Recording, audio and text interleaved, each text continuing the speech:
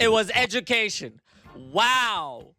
I could have never guessed it. Like, your looks are like the least of your problem, brother. You gotta fix what's up here.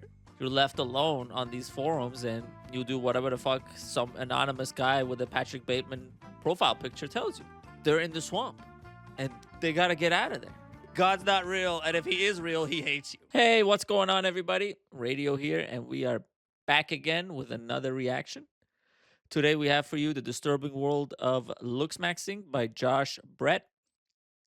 We reacted to the clavicular video the other day, and I was very interested in learning more about looksmaxxing. So without further ado, let's get into it.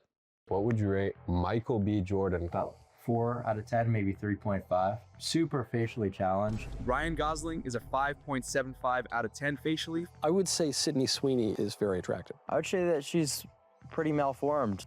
Spend a few minutes. Is clavicular rage baiting? Has anybody ever considered this? Like, this is what I want to understand. Is this just a rage bait that everybody's falling for? Because honestly, to me, it feels like a character. It doesn't even feel like a real person. So for everybody else, including the New York Times and whoever other outlet that are interviewing him, taking him seriously, it's very interesting to see where are we at a point where we can't even discern fact from fiction and we just go with whatever. He is looksmaxxing, so he is serious to a degree, but is everything he says serious? Has anybody ever considered that this guy is just goofing around and he's just saying shit just to get people mad? All right, let's keep it watching. Minutes online, and it's very easy to feel ugly. And in response to that, a whole movement has grown around trying to fix it. It's called looksmaxxing. For most guys, this involves grooming better, getting in shape, and ultimately feeling more confident. But we're seeing this being taken to increasingly extreme lengths. I use crystal for hollow cheeks, and I would say the trend is quite positive. I've been experimenting on and off with. Bro, ain't no way, dude. Until I see clavicular with a crack pipe, until I see hips actually smoking meth, I don't believe it. Bone smashing to see if I can improve my facial structure. Well, that was the exact plot of a SpongeBob episode with handsome Squidward. A lot of this isn't satire. Online, people are now analysing faces like stock charts, calling movie stars average, while kids are asking if they look subhuman. Some older members even beg them to leave before it's too late. So what's going on? Why are men now breaking their own bones, injecting black market drugs and gambling their health, all in the hopes of looking more like terror chads? What do you think? Bruh. There's always going to be people posting on online forums wanting validation. Like, I understand he's saying that's not satire, which he's not wrong about it. There is a certain sect of people that just get influenced by everything they see online and they just want to emulate it and they really buy into everything. It's just crazy to me that looksmaxxing has been around for a while, but recently it's become such a phenomenon. What is happening in this? I totally missed the plot. What the fuck is this, dude? Like, what is happening here? Holy shit. It's just 4 dudes mogging the camera. The mog off is crazy. Like, oh man, this is hilarious. Hilarious. That guy's got like fucking 2.4K, bro. Holy shit. This dude at the bottom, he's hopeless, bro. The guy on the bottom right, I don't see why he's got 75. He needs to have some more gifts. What you just watched was a competitive mog-off, where these guys are trying to win the most amount of votes for who's the most attractive. If you want to increase your chances of mogging, you could attend Mogwarts, an online school for becoming hot. But it's not just niche communities. An increasing amount of actors, athletes, and even CEOs have completely transformed their appearances. I saw a photo recently of who I thought was Mike O'Hearn. I didn't even recognize it was one of my favorite authors, Matthew Walker, the Sleep Doctor. The male beauty and cosmetic industry has exploded over the last few years. So how did we get here? What makes a man attractive has always been multifaceted. Researchers recognize key traits like physical cues, status, and personality. Looks have always mattered, but they were only one piece of the puzzle, but they've become increasingly emphasized with the creation of social media. Just look at this graph for how couples are meeting. In-person connections have fallen, while online dating has exploded. Now, you can meet people from anywhere in the world. It's a much bigger pond. And That's for many, crazy. It feels more competitive. And That as chart real-world was social insane. spaces have declined massively. Many men started turning to the internet for answers. That's where free worldviews took shape. Blue pill, what most people fall under. Dating is about personality, kindness, and connection. Be yourself and things will work out. Red pillars see this as remaining in a comforting illusion because they believe that dating is really about status, confidence, and dominance. If you level up, you can win. This is seeing the true rules of attraction. But then there's a black pill. Your genetics and looks decide everything. If you're unattractive, it's already over. I do think this is kind of a cop-out answer, but it's a combination of three, right? Your personality matter, and you have to be yourself because you are authentic. But also, dating is about status, confidence, and dominance. That also matters because that bleeds into who you are. If you're an insecure person that doesn't like himself, obviously you're not gonna do well in dating. Your genetics and looks decide everything. If you're unattractive, it's already over. To a certain degree, if you're extremely unattractive, yeah, you have to try to decide that, hey, I at least I gotta try to become more attractive, or at least you gotta understand that there is a certain amount of attraction attributed to your looks. I'm not saying give up because you look in the mirror and you feel ugly. I'm saying recognize where your weak points are and try to improve. Don't crush the bones in your face and don't inject peptides in your eyes and shit. But you gotta understand, I feel like it's a combination of three, and you gotta kind of balance the three. A brutally fatalistic idea. As a skinny teenager, that idea felt bleak. I already felt unsure about myself.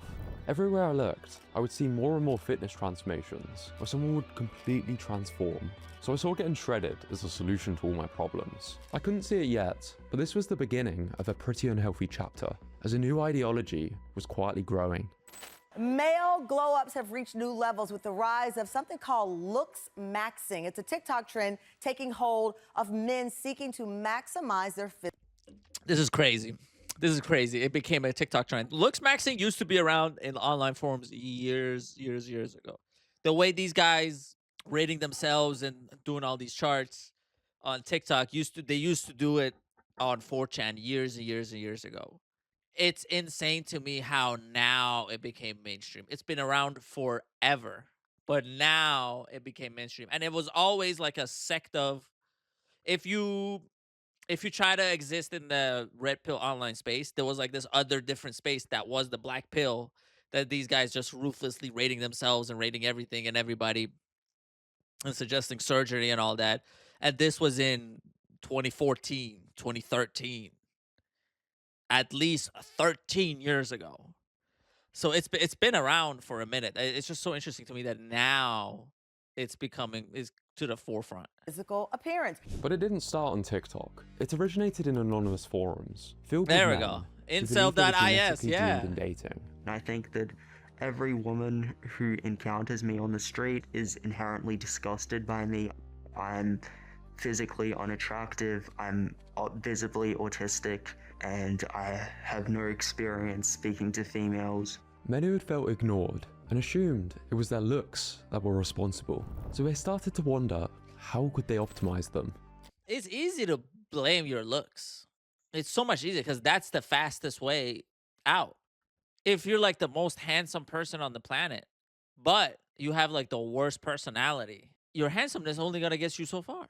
So that's what's fascinating to me about, I guess, incels and looksmaxers and all that is, okay, you max your look, and let's just say you went from 5 to an 8, but you're still the same person you were when you were a 5. Arguably, you're a worse person because you've been trying so hard to looksmax, you forgot to improve anything else in your life. That's why I think parts of the red pill and parts of the ideology of red pill do work, because what they do is they kind of emphasize on building discipline, and they kind of emphasize on, you gotta not only improve your looks, but you also got to improve your personality. You have to go out there and try to be a better person. Now, a better person to a red pillar is a totally different thing than a better person to a blue pillar, than a better person to a black pillar. But at least in the red pill, there was always these different facets of, okay, get your money up, get your looks up, get your personality up, become more witty, but it was always in this very much rigid form.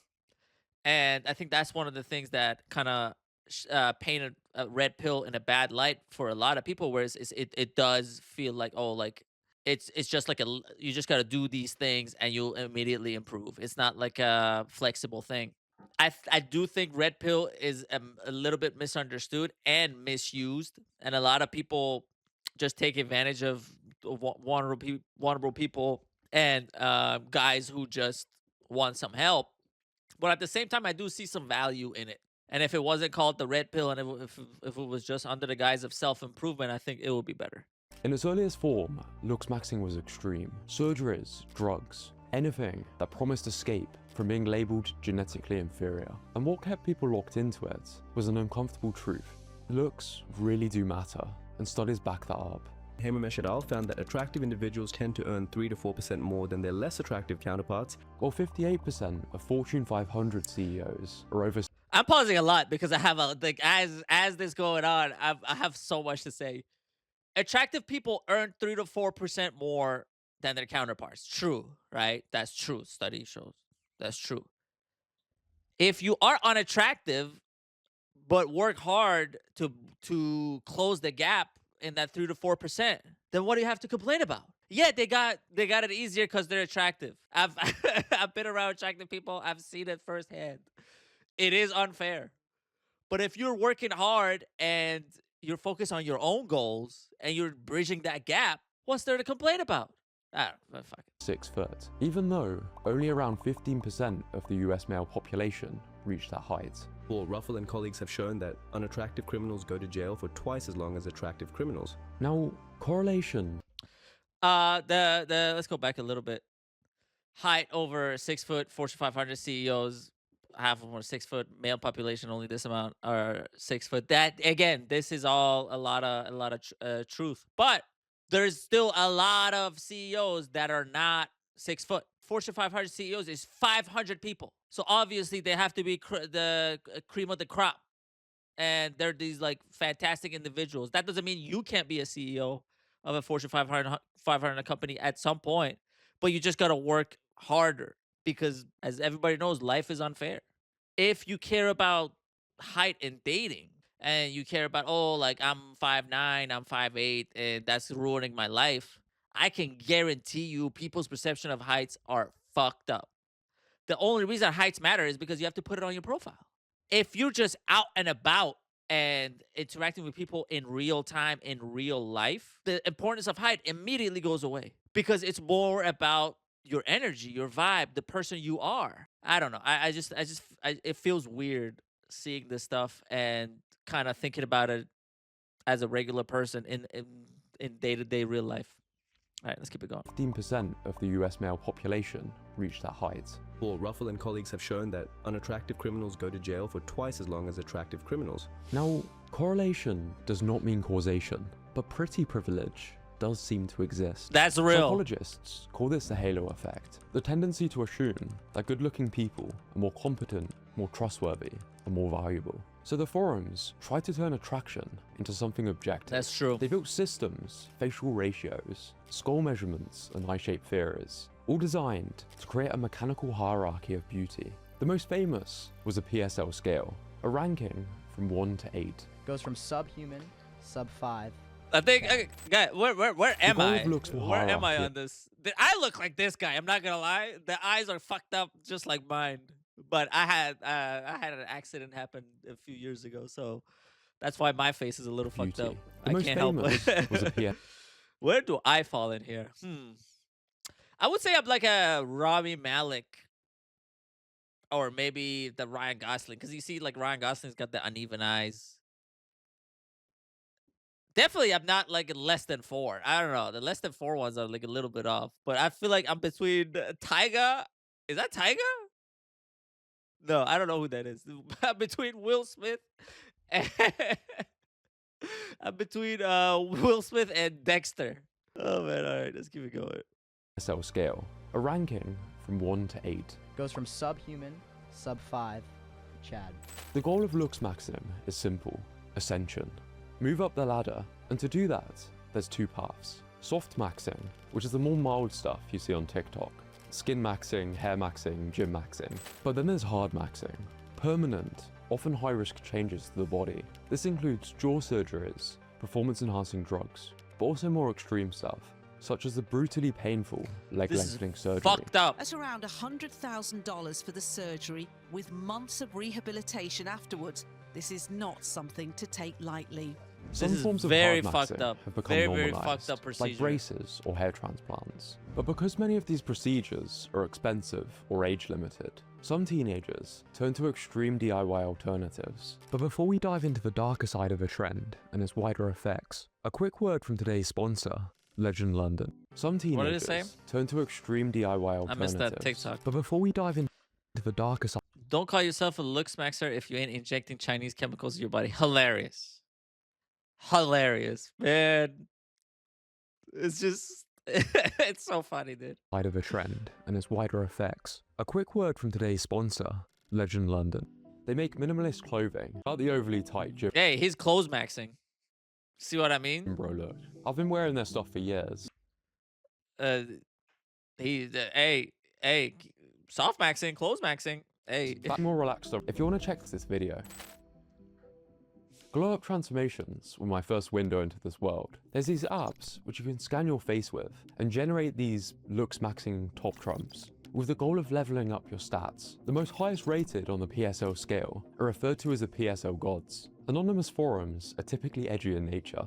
Not everything is to be taken seriously. There's a mix of trolling and genuine degeneracy, which is why news sites struggle to understand. I'm glad this guy But understands. beneath the memes, a guy seeking advice. A lot of it boils down to losing body fat, skincare, and personal hygiene. But you'll also find guides on how to maximize your testicle volume, how That's to lose hilarious. a pound of fat a day with miracle drugs, and more obsessive posts, such as this kid who shared his photos, along with every single measurement from his body, only to be told by over 100 people that he is truly subhuman. With the top comment being, "I think you should take a break from this forum, bro." People can get quite obsessive, such as this guy who made a whole post about how he'd look kissing a girl.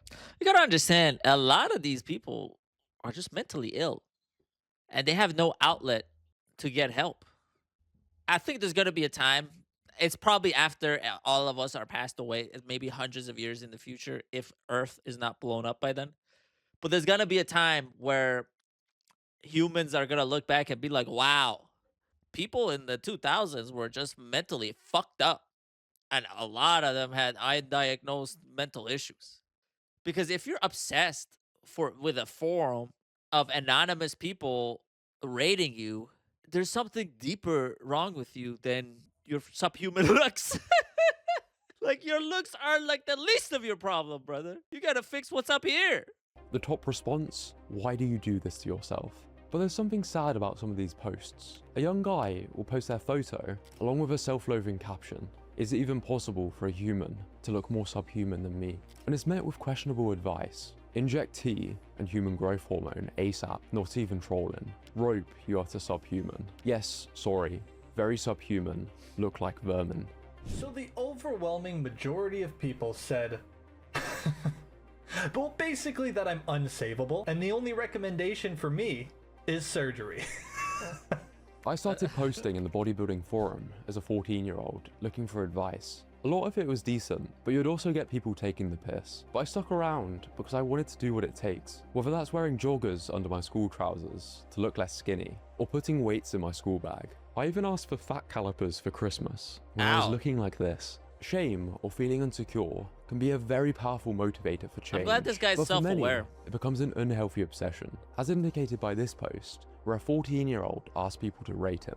Get off the forum, go outside, and make friends now. I'm glad there's at least a few people that are sane in these forums and they use it for their intended purposes. And they actually actively try to help people. It's so fucked up, dude. If you have forums that are just filled with motherfuckers trolling you and fucking taking a piss. For most people, it stops there. But for some, You can always be thinner, look better. That's how figures like clavicular rise. If you could go back in time, would you still take test at 14 years old? Absolutely, yeah. $35,000 for a double jaw surgery. I use crystal for hollow cheeks. I'm not a huge longevity guy. He became famous inside the Looksmaxxing spaces for taking things further than anyone else. He posted about watching surgery videos so he could operate on himself, drug use, and about how you could use student loans to pay for plastic surgery, until he was reported to the university. I was kicked out of uni for essentially roid maxing. But by then, he was already a popular influencer. Most people are watching for the entertainment or shock value. Right. I literally witnessed Clav snort meth. Literally. Witnessed it. While others see him as proof that if you're willing to sacrifice... But that's Aiden Ross. I don't know, man. I don't know. On one hand, yes, this is all fucked up and these people shouldn't be doing this. But on the other hand, these people are liars. It's been proven time and time again they fake their lifestyles. So is it out of the realm of possibility that they're lying about a bunch of shit that they're supposedly doing? I don't know. Sacrifice everything, you could ascend. The media often presents the darker side. This is what I was talking about. That's crazy, dude. New York Times fucking giving him attention. It's crazy. But we've seen something very similar before. And now, Stacy, take off the bag. Here we go, and let's see the face. Is that a speed bump on the road? Stacy's got to be tough when the crowd starts freaking out. This was classic 2000s television, where humiliation was entertainment, and where modern beauty culture went mainstream. Because today, the global beauty industry is worth over $600 billion. Back in the early 1900s, advertising was simple. You sold the product, the price, and the quantity. But for America, to enter its golden age of capitalism, something had to change. You see, you could only sell so many bars of soap. That's when companies started hiring psychologists to try and drive more sales, such as Edward Bernays, the father of modern PR, and the nephew of Sigmund Freud. He believed people were irrational, insecure, impulsive, and emotional. And if you could tap into that, you could get them to buy anything. So he reframed products as symbols. He took cigarettes, which were taboo for women at the time, and branded them as torches of freedom. He linked smoking to female liberation, and cigarette sales soared. This is where marketers started really focusing on pressing on pain points, with classics like, "If men hate the sight of you, read this." "Romance dies of a touch of dishpan hands. This is no shape for a girl." It's far more profitable to market inferiority. I'm not a communist or anti-business, but there's definitely a line that gets crossed. When tabloids fat-shame Britney Spears for clicks, when heroin chic was sold as a beauty ideal, out of that came eating disorder communities, risky cosmetic procedures, and generations of women who hated their reflection. For decades, this machine was aimed almost in... At this point, it's the American culture. Like, it's ingrained in your culture. And it's the reality that you gotta accept when you're living in this country, is that, yes, a lot of people are vain. And yes, a lot of big brands and companies trick you and use all sorts of different types of manipulation to get you to consume. And it's a personal responsibility to be aware of all these downfalls and pitfalls, all these downfalls and pitfalls. There is it's not cool to be smart, and it's not cool to think. When that's ingrained in people, they're more likely to be impulsive. They are more likely to participate in whatever you tell them to because of the supposed benefits. I think it's definitely up to the individual to uplift themselves and recognize that they're in the swamp and they gotta get out of there. Entirely at women. But now it's being pointed at men. We have drugs being used as glow-up tools. Instead of airbrushed magazine covers, you get fabricated AI glow-ups, which thousands of people are falling for, along with rebranded eating disorders and forms of body dysmorphia. This is where it started going wrong for me. I was copying fitness influencers' disordered eating tips, spending most of my money on useless fat burners, and I picked up health issues from nutrient deficiencies. Despite looking better, I felt worse. When you turn self-worth into a product, someone always pays the price. The people staring at the screen, wondering what's wrong with them. This guy has now had 10 surgeries in a year, and he says he spent hundreds of thousands of dollars, including the latest procedure just a few weeks ago where his eyes were turned outwards again. Not even the people paying tens of thousands for the best So surgeries fucked up. are guaranteed That to eyelid shit is so fucked up, dude. It's you're mentally ill. And instead of your friends and family helping you and caring about you, you're left alone on these forums and you do whatever the fuck some anonymous guy with a Patrick Bateman profile picture tells you. have no complications. Take leg lengthening surgery. It costs over $100,000 and involves breaking both femurs and slowly pulling them apart over months. Crazy. If it works, you gain a few inches of height, but you also lose athleticism. And in worst case scenarios, it can lead to amputation. Now, these are extreme, but the tools behind them are now being repackaged and marketed to far younger people. Teenagers who'd be turned away by doctors are turning to Telegram chats, forums, and grey market labs to chase the same changes. After 6 weeks, I had liver failure. How the fucking liver failure? How? It was hard because every night, every single hour, my parents came in my room to check if I was dead, basically. Yet, these are often glorified and promoted to teenagers. Looksmaxxing communities are almost competing with each other to try and come up with the most extreme remedies possible for improving your looks. But by far the most harmful consequences for most people are the psychological ones.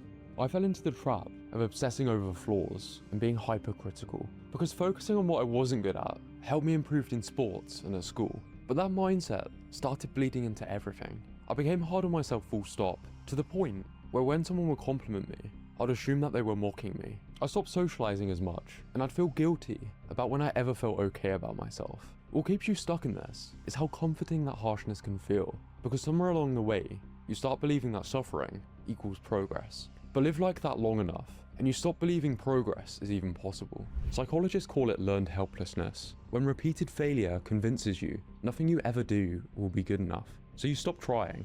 A lot of these people convince themselves that they're bottlenecked by their 7 out of 10 looks, not the fact their other attributes are at a 2 out of 10, or they've consumed so much pseudo. That's what I was talking. slop. That's exactly what I was talking about earlier.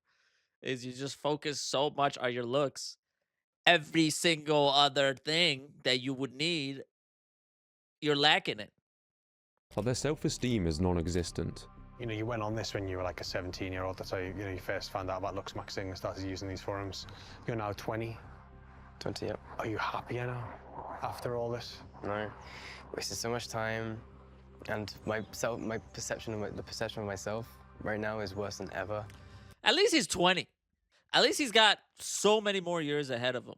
Imagine waking up at like 35 after Looksmaxxing since you were 20, which was, you know, whatever, 15 years ago.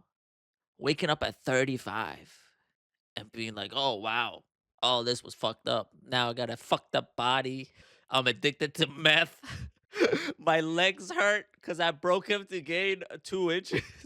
That's just, you're just hopeless at that point. It's just hopeless. We see this with celebrities who keep altering their appearance, even when they already look But great. that's, see, I think when it gets to regular people, one thing, celebrities, a whole different thing.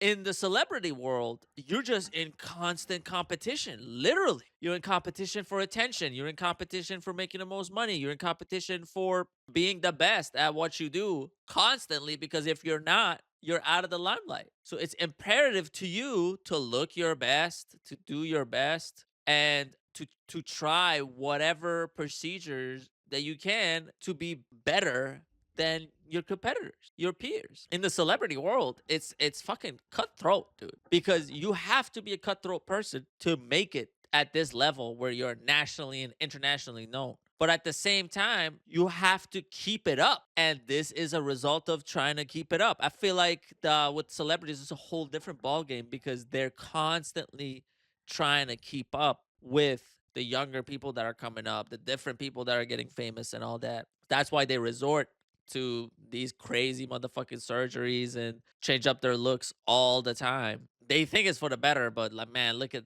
our boy Simon Cowell here. Holy Jesus Christ, bro. He looks awful. But this pattern isn't new. The ancient Greeks actually had a cautionary tale that captures the darker side of this obsession perfectly. In Greek mythology, Narcissus was a young man who once caught his reflection in a still pool of water.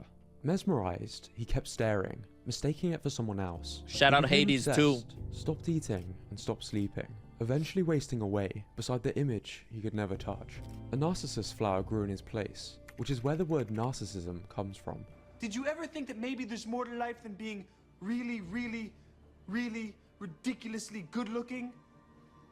Harvard psychiatrist Dr. Harrison It's a good Pope movie. spent decades studying what he calls the Adonis complex, a condition where men become obsessed with their appearance and believe they're never muscular or attractive enough, even when they already look great. From the outside, it looks like narcissism, but Pope's research shows it's often the opposite. Body dysmorphia for men, driven by unrealistic standards and constant comparisons. But what helped pull me out of my own spiral with fitness wasn't affirmations or self-belief slogans. It was a book from the 1960s that was way ahead It of was its time. education.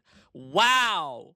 I could have never guessed it. What helped you in life and pulled you out of a dark period was learning. Wow. It was reading and absorbing information. Wow. I could have never seen it coming. Wow. I don't know, man. It's just, I feel like everybody in the world are so stupid these days that it's just like the most obvious fucking answer is such a big revelation. Like, oh, you don't say. In the 1960s, a plastic surgeon named Maxwell Maltz noticed something strange. Some patients completely changed their faces and still felt ugly. Others barely changed at all and suddenly became more confident and more social. The surgery alone wasn't what changed their lives. It was how they saw themselves. If someone believed they were broken, no new face could fix it. Self-image isn't just how you see yourself, it's how you think the world sees you. As one sociologist put it, you're not who you think you are. You're not who others think you are. You're who you think others think you are. That's the paradox. That's Improving how very, you look very powerful. can improve how Let's you feel. read that again. Hold up. This is such a brilliant quote. You are not who you think you are. You are not who others think you are. You are who you think others think you are. Incredible. Incredible, man. That's really like the be all end all for all the Looksmaxxer. This is their this is their thesis right here. And once you recognize this, and once you understand that you're falling into these traps, maybe there is a way out for you. That's the paradox. Improving how you look can improve how you feel, but only when it's not rooted in hate. This is what I wish I realized sooner, back when I was struggling with disordered eating and exercise habits. I don't know if I'd have listened to this, but I should have focused on things more holistically. In other words, focusing on trying to be good rather than just looking good. I'm a big proponent for self-improvement, but a bit of self-acceptance isn't being complacent. Without it, you're wide open to the worst parts of the fitness and beauty industry. Improve how you look if you want to. Just don't let an algorithm. Did you guys notice? Did you guys notice real quick? One side is red, the other side is blue. A red pill, a blue pill. But everybody should fall somewhere in the middle because you need a little bit of both. Do you need some black pill? I don't think black pill is for everybody. I gotta be honest. Black pill is basically understanding that life is unfair, is brutal, and God's not real. And if he is real, he hates you. That's what black pill is. Black pill is powerful as it can really motivate you and help you see things in different ways that others don't see. But for 99% of people, a little mix of red and blue is all you need. As long as you can balance that, you'll be fine. Without it, you're wide open to the worst parts of the fitness and beauty industry. Improve how you look if you want to. Just don't let an algorithm decide what you're worth. Brilliant video. Brilliant video. Enjoyed watching it. Josh Brett, The Disturbing World of Looksmaxxing. I think I understand clavicular. I was saying his name wrong in the other video. Clavicular. I understand Clav a little bit more. I don't think he's a bad and awful person. I just think that he is in a bad and awful period in his life. He's young. He's been getting results with the things he's been doing. So that kind of reinforces his beliefs. He's been getting so much attention. He's in the fucking New York Times, dude. So he obviously thinks what he's doing is right. So how can you tell a person like that, oh, you're evil, you're bad, what you're doing is hurting other people, when all he thinks is that he's helping because he's getting all these results and got all these followers, and they also reinforce these type of beliefs. I think there's gonna be a moment when he's older. I don't know how old is he, but you could be 30 and be a man child and then wake up at 40 and be like, holy shit, I was wrong. In a few years when he's older, I'm hoping there is a moment where the light turns on and he understands where he's went wrong and course corrects, because inherently what he's doing is not horrible. It's the way he goes about it and the intensity that he applies that is kind of messed up. But with that being said, guys, thank you so much for watching, and we will be back with another video soon. Peace out.